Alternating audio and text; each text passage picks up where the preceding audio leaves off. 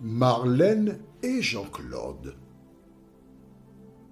te présentent pour 2026 la série qui s'intitule « Voici, il vient ». Merci pour ta fidélité et que l'Éternel continue de t'éclairer tandis que tu découvres la vérité. C'est toujours avec joie que nous nous retrouvons afin de prendre le temps pour étudier la parole de Dieu. Aujourd'hui, notre thème est à genoux. Nous avons une référence biblique, à savoir Daniel chapitre 6, les versets 11 et 12. Daniel 6, les versets 11 et 12. As-tu trouvé?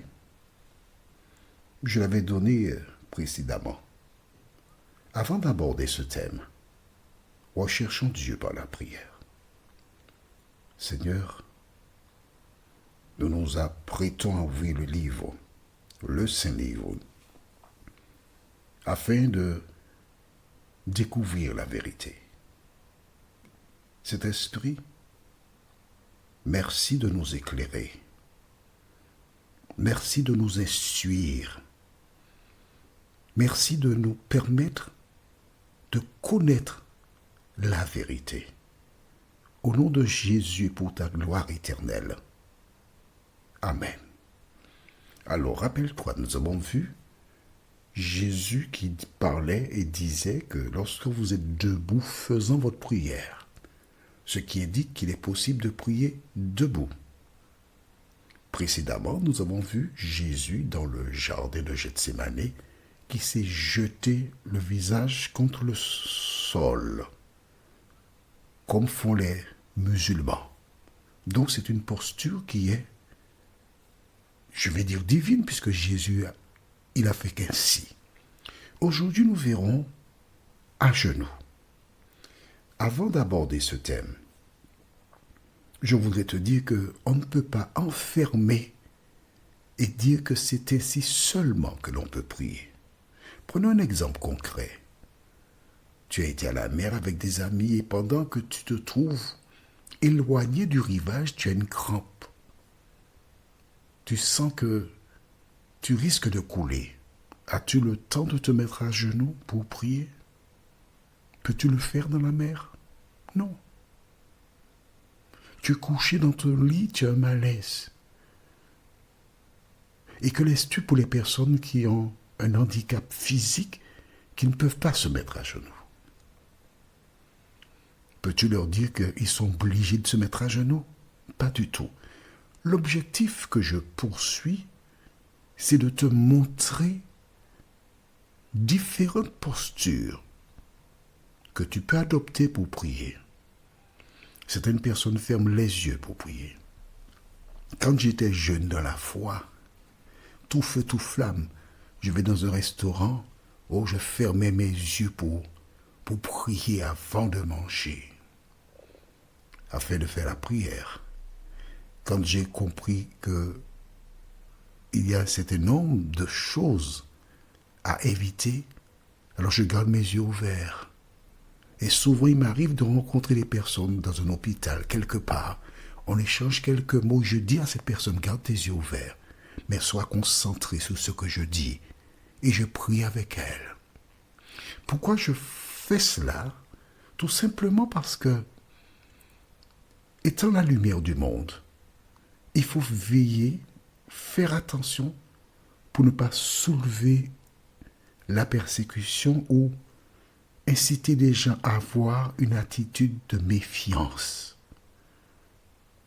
Parce que la prière, c'est quelque chose de secret. Du reste, Jésus dira, quand tu pries, rentre dans ta chambre, ferme la porte après toi. Faut pas que les gens connaissent tes affaires. Donc, il demande un peu de discrétion quand il s'agit de prière.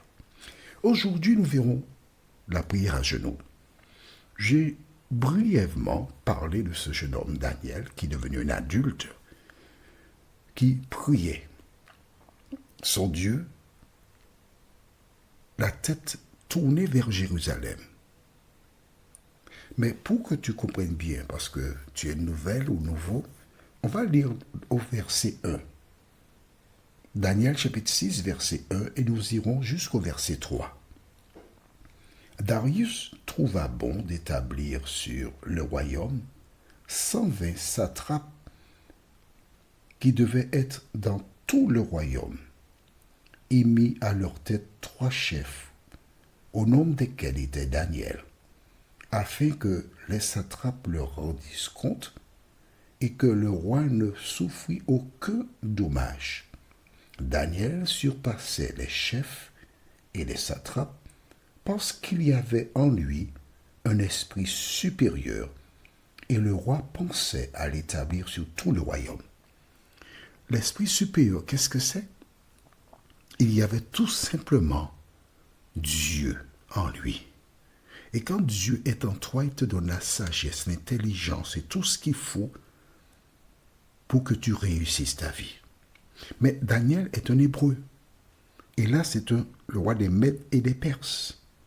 Et ces gens sont jaloux que le roi ait donné à Daniel déjà une responsabilité.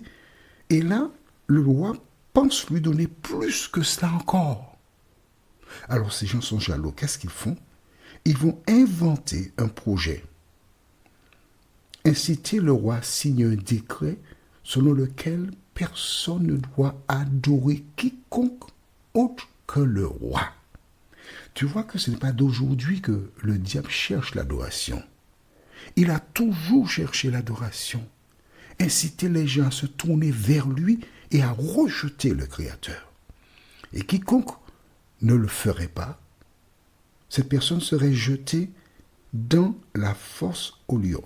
Alors pour que tu comprennes bien, on va lire à partir du verset 7 du même chapitre. C'est pour que tu comprennes. Tous les chefs du royaume, les intendants, les satrapes, les conseillers et les gouverneurs sont d'avis qu'il soit publié un édit royal avec une défense sévère portant que quiconque, dans l'espace de 30 jours, adressera des prières à quelque dieu ou à quelque homme, excepté à 3 au roi, sera jeté dans la fosse au lion. Maintenant, au roi, confirme la défense et écrit le décret afin qu'il soit irrévocable, selon la loi des Mèdes et des Perses, qui est immuable. Note bien au verset 7, il commence par dire tous les chefs. Est-ce que c'est vrai? Non, puisque Daniel n'a jamais donné son accord. Mais ces personnes, elles font quoi? Elles mentent. Et qui est le père du mensonge? Le diable. Le roi a signé. Et que se passe-t-il? Daniel ne s'est pas inquiété de la loi. Il continue à prier son Dieu comme d'habitude.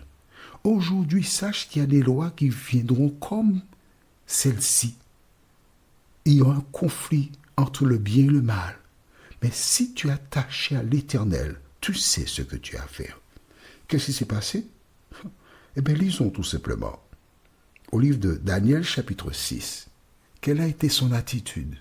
Quelle doit être ton attitude quand tu te trouves dans des situations comme celle-ci? Daniel pria comme d'habitude. Et nous lisons verset 11. Alors ces hommes entrèrent tumultueusement et ils trouvèrent Daniel qui priait et invoquait son Dieu. Puis ils se présentèrent devant le roi et lui dirent, au sujet de la défense royale, n'as-tu pas écrit une défense portant que quiconque dans l'espace de 30 jours adresserait des prières à quelque dieu ou à quelque homme, excepté à 3 au roi, serait jeté dans la fosse au lion? Le roi répondit, la chose est certaine, selon la loi des Mèdes et des Perses, qui est immuable. Mais Daniel, lui, il ne s'est pas inquiété. Alors, la cerise sur le gâteau, ok? C'est le verset 13.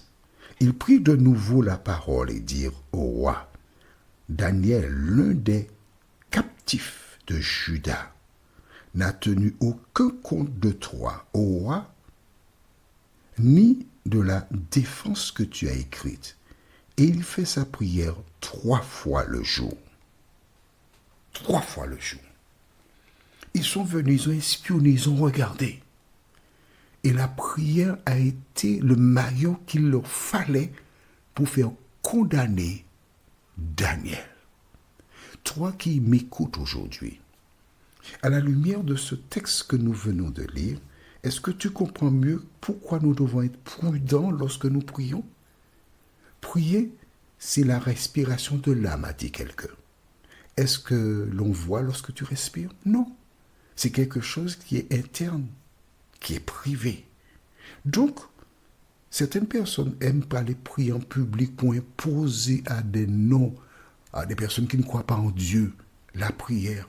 Mais nous devons être prudents. Nous devons agir avec sagesse. Et l'expérience de Daniel est là pour nous dire qu'en fonction du contexte, nous devons adapter notre attitude. Mais c'est toi qui dois analyser, réfléchir et savoir ce que tu dois faire et comment tu fais la chose. Notre thème pour notre prochaine étude se trouve au livre de Matthieu chapitre 5, versets 23 et 24. Matthieu chapitre 5, versets 23 et 24. Le thème c'est ton offrande. Avant d'y arriver, prions. Notre Seigneur et notre Dieu, nous sommes, nous qui croyons en Dieu, l'objet d'attaques régulières. Nous qui croyons en Dieu, les ennemis de la vérité s'acharnent et cherchent toujours un élément pour organiser notre persécution. Et comme tu dis dans la parole, Seigneur, aide-nous à être prudents comme le serpent, mais simples comme la colombe. Continue d'inspirer tes enfants et que chacun agisse en conformité avec ce que l'Esprit lui dicte, nous t'en prions. Au nom de Jésus et pour ta gloire éternelle. Amen. Que l'Éternel continue de te bénir et il me tarde de te retrouver. Nous sommes parvenus au terme de notre réflexion. Si d'aventure tu as une question, il te suffit d'envoyer un message par le biais de WhatsApp au numéro suivant, plus 596 696 88 93 93. Et alors, Jean-Claude, moi, je me ferai un réel plaisir de répondre à ta question.